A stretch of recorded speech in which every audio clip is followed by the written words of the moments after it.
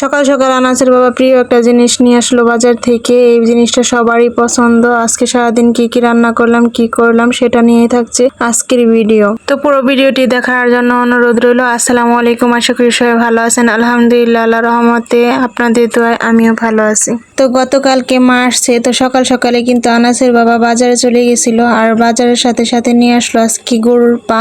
এটা কিন্তু আমরা ভীষণ পছন্দ করি, আপনারা পছন্দ করেন কিনা অবশ্যই জানাবেন। তো এটা পরিষ্কার করার জন্য মা আর আনাসের বাবা বসে গেছে, এদিকে আমি রান্না বসিয়ে দিছি সকালে, যেহেতু হসপিটালে যেতে হবে খাবার নিয়ে। তো এখন বলতে পারেন আপনার ভাগ্নে না হসপিটাল থেকে চলে গেছে, এখন আবার কিসের হসপিটাল। আসলে এই ভিডিওটা হচ্ছে 2 দিন আগের করা, যখন আমার ভাগ্নে হসপিটালে ছিল তখনকার। ওই কয়দিন আসলে ভিডিওগুলা যতগুলাই করা হয়েছিল সেগুলো আর আপলোড দেওয়া হয়নি, পেজে সময় দিতে পারি নাই, সেই জন্য ভিডিওগুলো রয়ে গেছে, আপনাদের সাথে শেয়ার করা হয়নি। তো আপনাদের সাথে কথা বলতে বলতে কিন্তু আমার কারকল আলু দিয়ে ডিম ভাজাটা শেষ। এখন হচ্ছে ডাঁটা শাক রান্না করতেছি, তারপরে হচ্ছে ইলিশ মাছ দিয়ে ডাঁটা দিয়ে রান্না করব।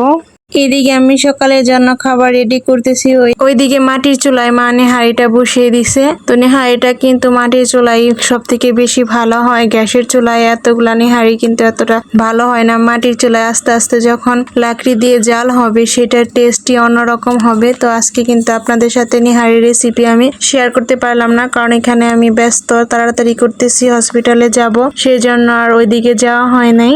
নেহারিটা কে কে খেতে পছন্দ করেন অবশ্যই কিন্তু কমেন্টে জানাবেন। আমরা বাসার সবাই পছন্দ করি, আর বিশেষ করে এখন আনার কারণ মা আসছে যেহেতু, আর বড় আপু অনেকদিন আগে বলছিল নেহারি খেতে ইচ্ছে করতেছে, সেই জন্য ভাবলাম কয়েকদিন ধরে যেহেতু হসপিটালে ভাত নিয়ে যাওয়া হইতেছে, সেহেতু এখন রান্না করলে আপুকেও খাওয়ানো যাবে, সেই জন্যই আনা। আর এইসব খাবারগুলা সবাই মিলে খাওয়ার আনন্দটাই কিন্তু আলাদা, একা খেলে কিন্তু সেই মজাটা আর লাগে না। তো অনেক কথাই বললাম, রান্নায় ফেরা যাক। আমি কিন্তু আজকে ইলিশ মাছটা ভেজে রান্না করতেছি, কারণ আমার মা কিন্তু সব মাছ এবং কি ইলিশ মাছটাও ভেজে রান্না করতে খেতে পছন্দ করে। আজকে তার পছন্দ মতোই ভেজে রান্না করতেছি। তো মাছগুলা কিন্তু আমার ভাজা শেষ, এখন মশলার মধ্যে ডাঁটা আলুগুলা ভালো মতো কষিয়ে নেব, তারপরে ঝোলের জন্য আমি পানি দিয়ে দেব। দিকে আমিও রান্না করতেছি, অন্যদিকে মা নেহারিটাও রান্না করতেছে। আর নেহারিটা কিন্তু এখনই হবে না, আজকে সারাদিনই চুলার উপর থাকবে। আমরা হসপিটালে যখন যাব তখনও কিন্তু চুলার উপরে বসিয়ে রেখে যাব।